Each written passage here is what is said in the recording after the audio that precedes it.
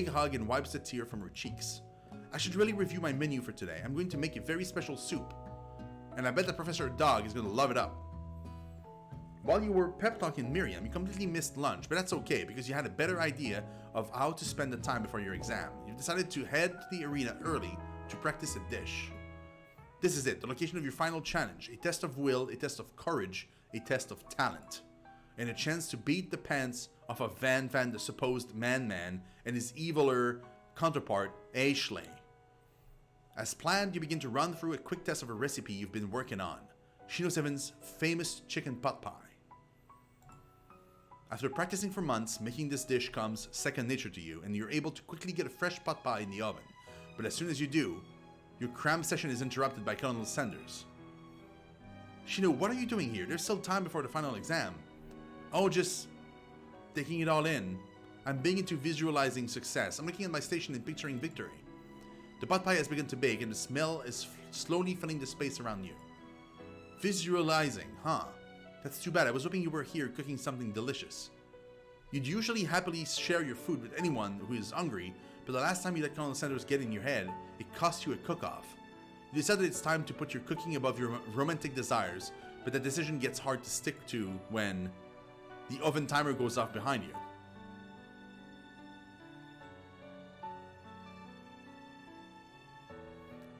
Ignore it like there was no sound at all, or fess up about your practice dish.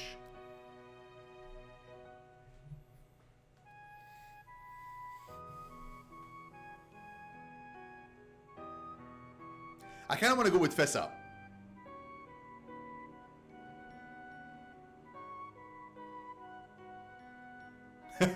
Be like, hey, I made you a pot pie. Oh, by the way, I made you a pot pie. That's a good call. Okay, you got me. I'm doing a little bit more than visualizing.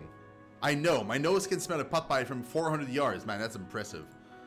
That's an oddly specific distance, but you'd expect nothing less from such an oddly specific man. You knew it was a pot pie just from the smell. Not just a pot pie, but a chicken pot pie with an all butter crust. Oh my god. And my nose is telling me something else. Oh no, is it burning? No, I can smell that it was made with a heaping helping of TLC. But it'll probably start burning any second if you don't pull it out. The moment of truth. Wow. It's the best pot pie I've ever tasted. I've always loved country cooking and I could eat this all day. There's no time left. The final showdown is about to begin. Sprinkles lay down the ground rules. There are no rules, that is, except to cook with everything you've got. You step up for the cook-off of a lifetime. You decide that mac and cheese plus the pot pie you've been practicing are just the dishes that'll push you over the edge to victory. Meanwhile, both Van and Ashley are prepping wildly elaborate dishes for their usual over-the-top selves. Miriam has her giant magnifying glass and several sets of tweezers. She's definitely prepared to go big going small. Colonel Sanders seems to be harnessing his 11 herbs and spices, but he's trying to find a way to improve on something perfect. His original recipe, trademark, fried chicken, love it. The intensity in the room starts at a full 10 out of 10 with a frenzy of action. I do not know. Everyone is calling out really cool special cooking moves as they prepare their food. Wow, this is getting serious. Colonel Sanders batters this chicken as it levitates through the air. Egg wash! Miriam furiously injects ingredients into an itty-bitty pot of broth. Best friend, Baster Blaster! Van Zandt flexes his pectoral as he chops open a sea urchin. Let's rock and roid! Ashley scoops her pastries off the tray with lightning speed. Shallow personality spatula! What an odd weird thing to say. Even Clang gets in on it. 5 dial pressure point chicken cooking technique! Wait. When did Clank learn to speak English? It's the singularity, as was foretold. We must have let it happen or the appliance uprising would take us all. Self-destruct. Van quickly unplugs Clank and rolls him out the back door of the arena.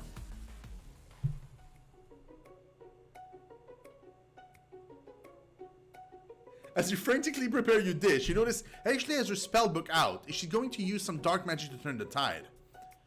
You've got a book of your own and you're desperate not to see her win another battle. Should you take this opportunity to fight magic with magic, even if it's almost certainly evil magic? No. Do it the hard way. That's the colonel way. Who needs magic when you've got passion? I'm going to do it the hard way. Colonel Sanders sees that you've chosen to win on your own terms and he gives you a subtle wink from across the room. I believe in you, ShinoSeven. I believe in you too, Colonel. Miriam notices too. And I've always believed in you, Shino, since we were little kids, because I'm your best friend forever. You turn to notice that Miriam is at your station cheering for you. Miriam, what about your dish? If you're here cheering, who's cooking? Tiny food, short cook time. I'm actually already done, so I thought I'd help you. Oh, that's sweet, but... Miriam tosses a handful of spices directly into your boiling noodles. It's a secret ingredient.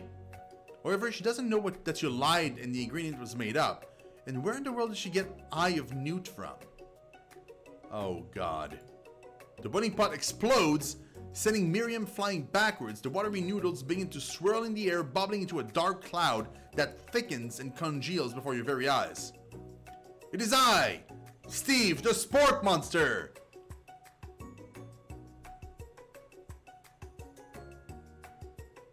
Steve? Wasn't his name Borko? Steve, wait, what happened to Borko? You're not here to battle me, are you? We sport monsters are many. I think Borko had the day off, but you have conjured Steve, and I hate to battle. So I'd say you're doing pretty alright.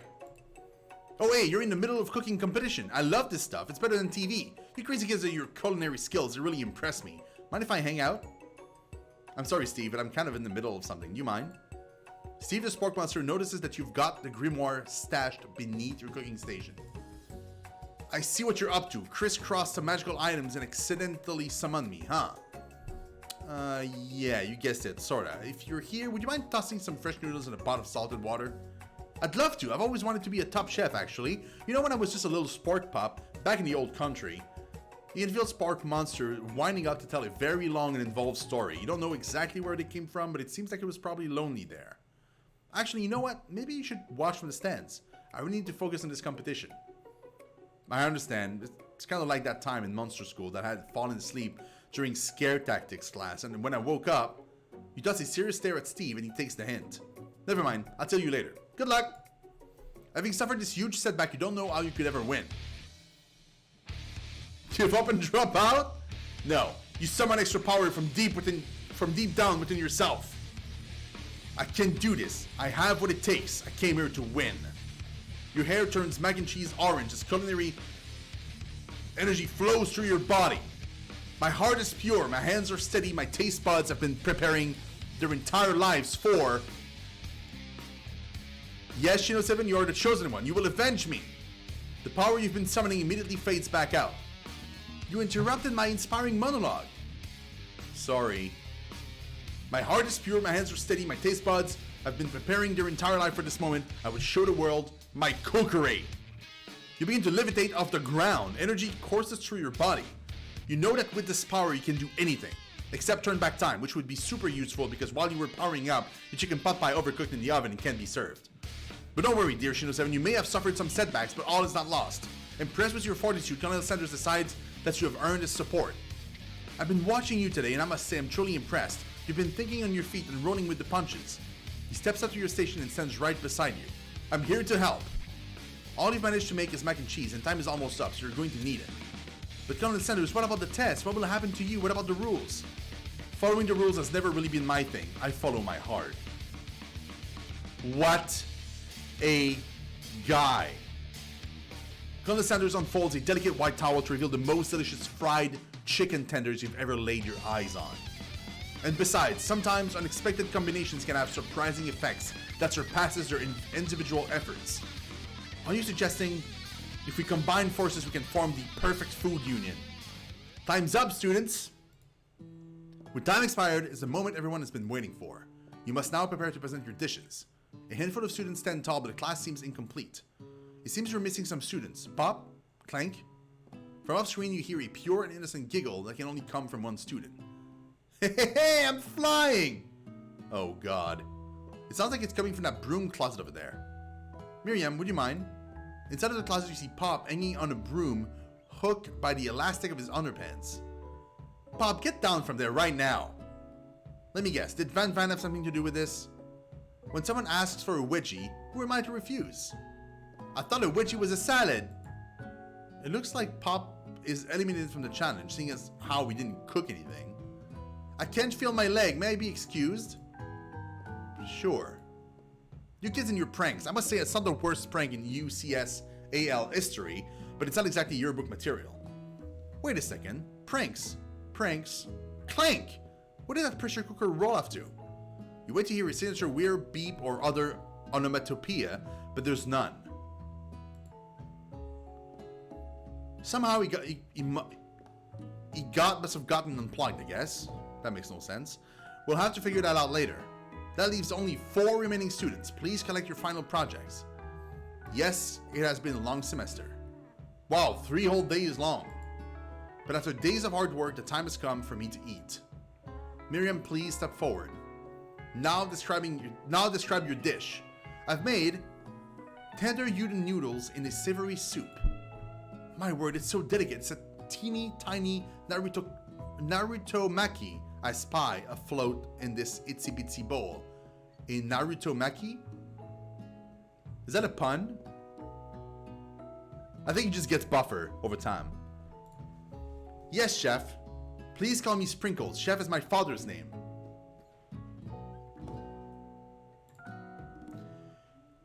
Yes, Sprinkles, and some green tea made from baby tea leaves that I picked myself. Sprinkles carefully sniffed around the dish before opening his mouth and letting just the tip of his pink dog tongue dip into the bowl.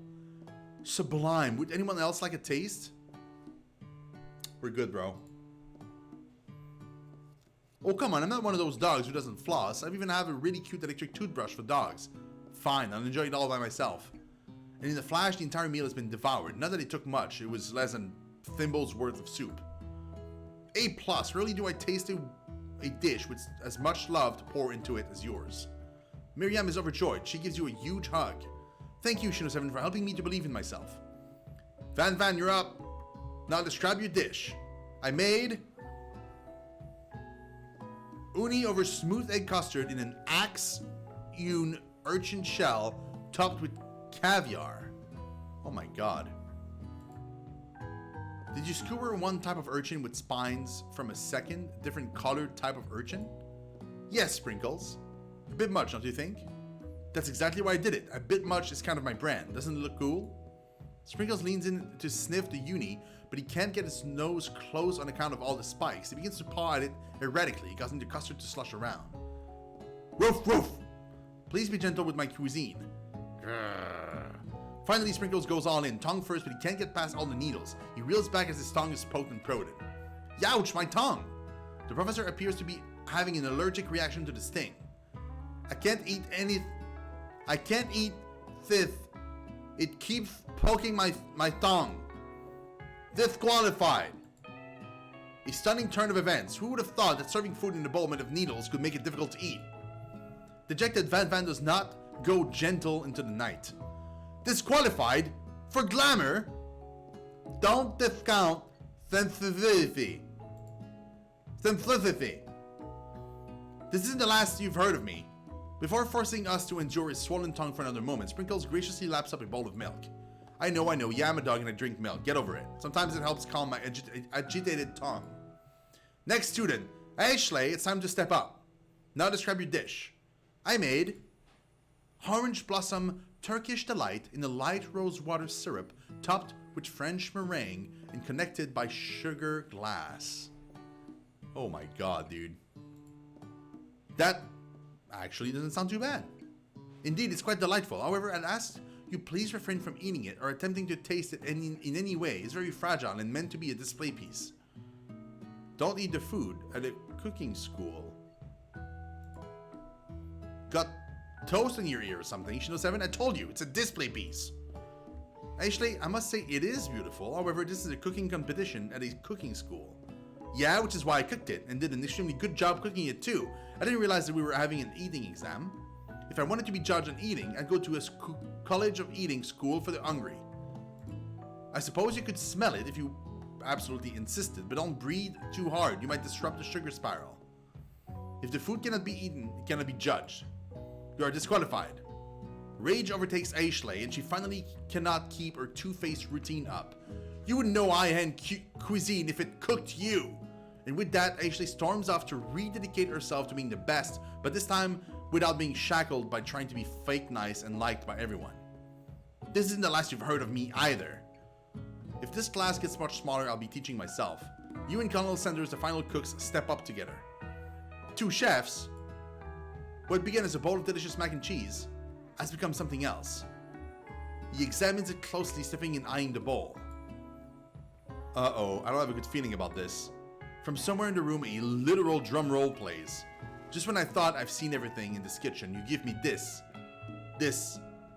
thing, and completely blow me away. In my 49 dog years of life, I've never tasted anything so delicious and perfectly balanced. It's so delicious, in fact, that everyone passes the class. You pass, and you pass, and you get a pass, and you get a pass. Everybody pass! Everyone gathers around and partake of the mac and cheese bowl. They all seem to transcend this reality into another dimension. You win! Together, you and Colonel Sanders have made a new menu item. The new menu item is so impressive, even the Van and Ashley are drawn back in by its magnetic fragrance. When they gaze upon your mac and cheese bowl, they admit that you are indeed an excellent chef.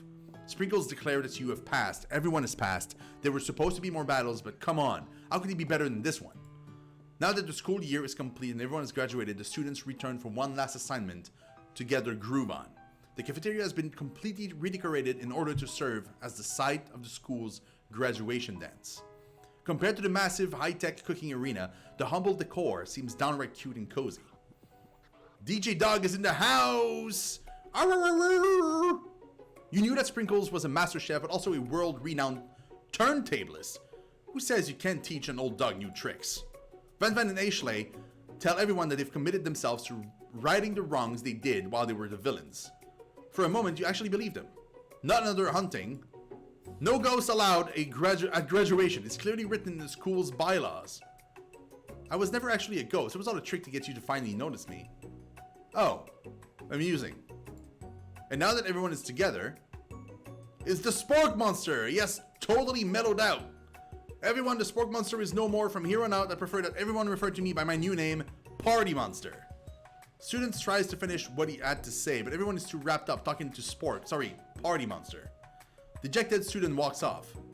Maybe things didn't work out for Miriam romantically, but she's found the love in her cooking, and you know she's gonna do great. A red carpet rolls out across the floor of the ballroom. It's like a Hollywood movie premiere. Who could command such an entrance? It's Pop. He's arrived late to the dance, but apparently for good reason. Walking the red carpet, you see perched atop his dirty chef's hat a crown? Welcome back, Pop. I know you weren't able to complete the final exam and accept your diploma, so we've had it mailed directly to your father. We figured it was the least we could do for the school's dean. Oh, now I get it. You're right, how did he get into my dreams? And through the window at Colonel Sanders' place.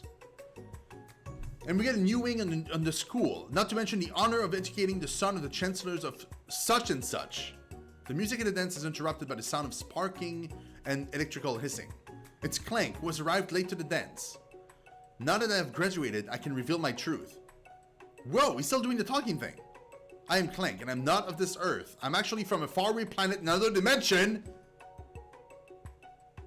He's an alien robot. What? What? Actually, I feel like I knew it this whole time. Now that I have learned the ways of your kind, I must return. Miriam, will you come with me? I don't know what to say. Besides, no, obviously. I've just begun to learn who I really am. This isn't the time for me to devote my life to figuring out who you are, Clank. You're blown away by Miriam's maturity. It's pretty clear she has managed to surpass you in that regard. I understand. Kind of. Humans are weird. A portal opens up and Clank disappears through it. Finally, Colonel Sanders arrive. Howdy, classmates. Oh my god, without wearing his thing. Just like the first day you met him, he has come prepared to feed the entire class. However, it's not enough to just give them a bucket of chicken. This time it's a full meal. I didn't get to be the most famous chicken man in the history of chicken and man by not reminding people to go out and buy my chicken.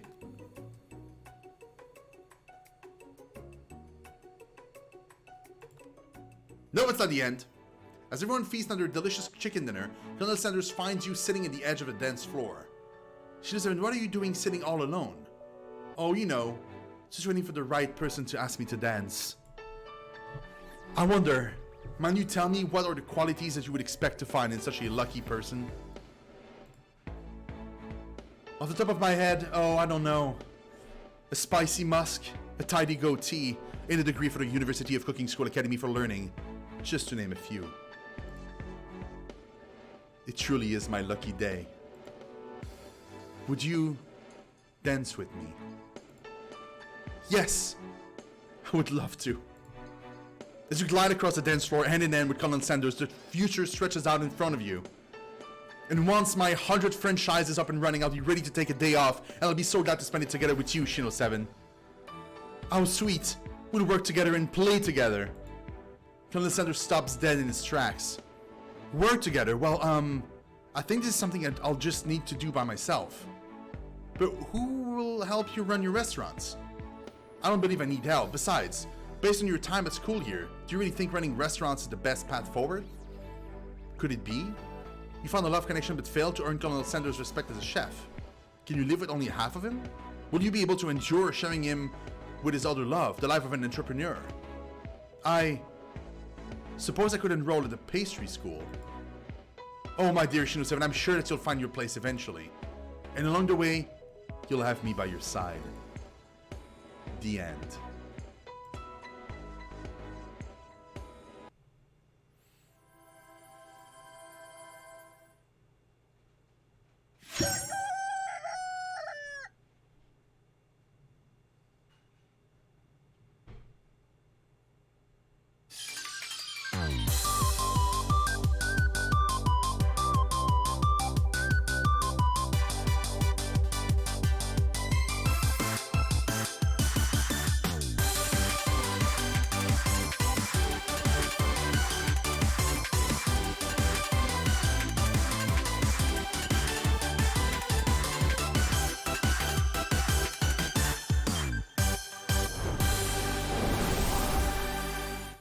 Oh, yeah, there are. Yeah. I know for a fact that there are. Check out the credits. That's so funny. There's so very few people that worked on this. This is great. Like, honestly,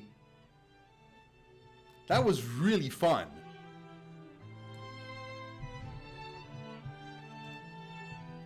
One more time? I can't. I honestly can't. I can't do this one more time. I don't have any time left. What a twist, though.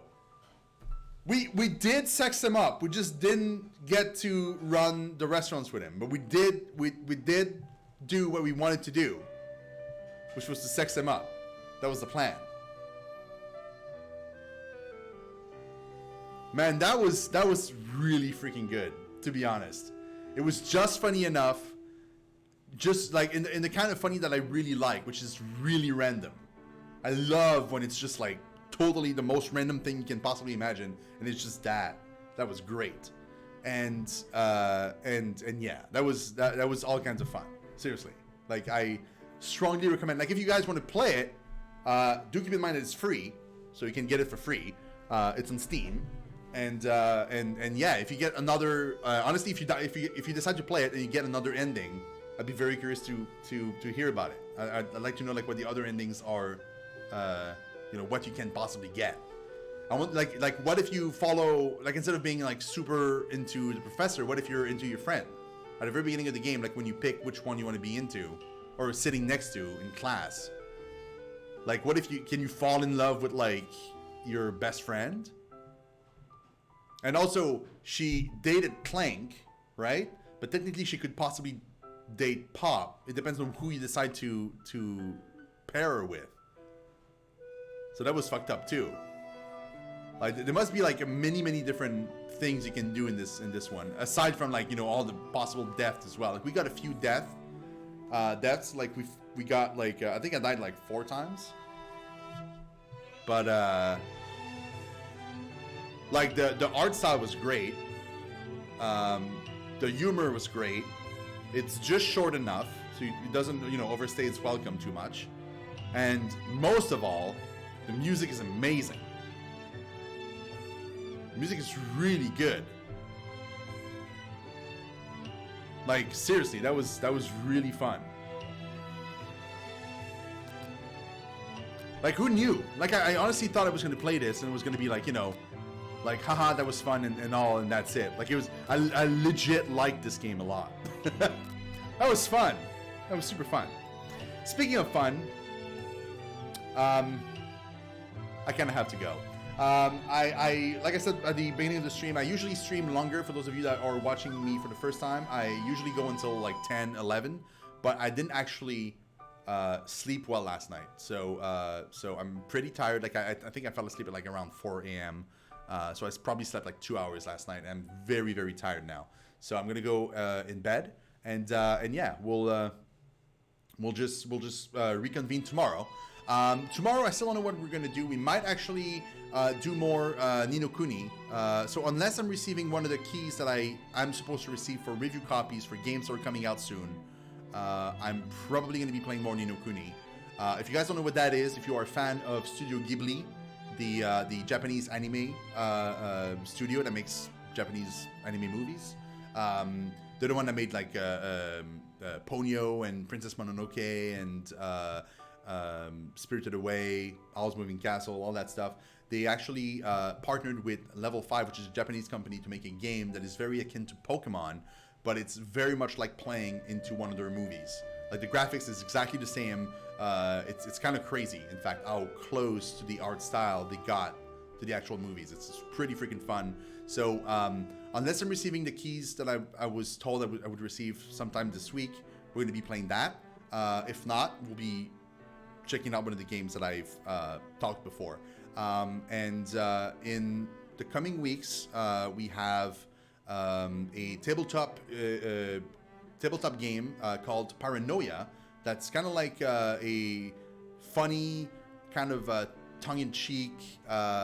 It plays almost like a Dungeon and Dragon, but it's more like futuristic, and it's in a facility that is ran by this AI, and it's super dumb. And they made a CRPG based off of that, kind of like Pathfinder Kingmaker or Baldur's Gate and that kind of stuff, but they made it in that world. And they've contacted me and they asked me if I wanted to check out the game, so we will actually check out this game as soon as I receive that copy. And it should be probably next week or the week after that we're going to be able to check that out. And I also have Dragonstar Varnir, which is a more traditional JRPG made by the people at Idea Factory. So we got that also coming up. So thank you guys so much for watching. I really do appreciate it. Thank you for the follows. Thank you for that sub. Really, really like that. Thank you very much. And I'll see you guys tomorrow at 6:30 p.m. for more stuff. All right, guys. Have a great night. And see you later. Bye-bye.